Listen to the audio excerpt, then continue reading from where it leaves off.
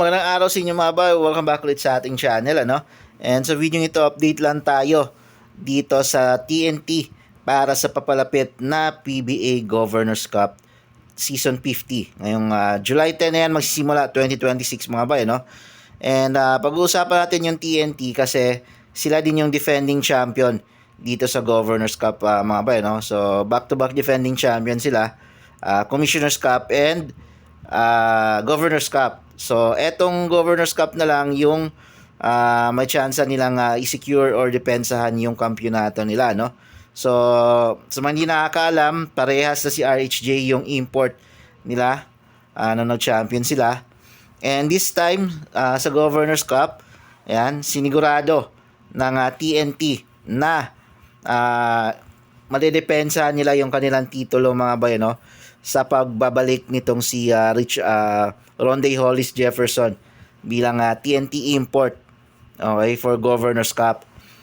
Pero expected pa na magbabalik laro si RHJ ngayong September to October pa mga bayan, no?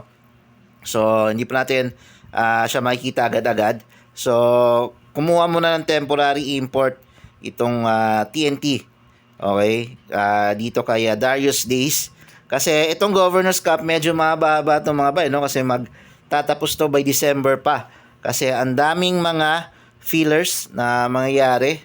Okay, merong Asian Games, bilang preparation sa Asian Games.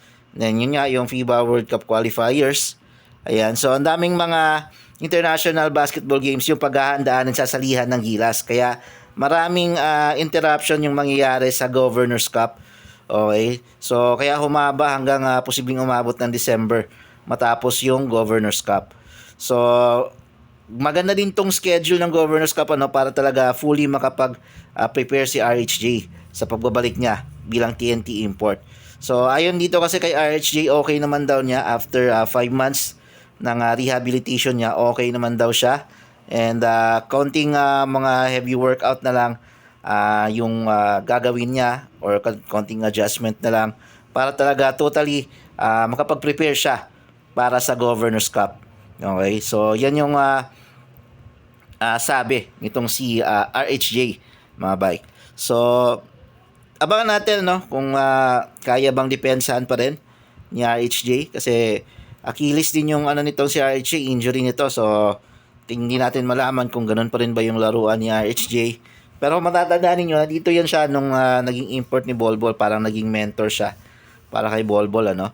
So abangan natin kung kaya niyang depensahan yung kanyang titulo ng TNT. Kasi talagang mukhang kung matatalo pa ng TNT or hindi na madedepensahan tong Governors Cup, which is ito yung mas may malaki silang chance na madepensahan sana yung Governors Cup with Bolbol, pero yun nga, na-injured si Bolbol. So this time, kailangan bumawi ng TNT. Dahil sobrang nagpalakas din yung mga teams ngayong Governors Cup mga bay. So yun dapat natin abangan. So yun lang mga bay, maraming salamat sa panonood.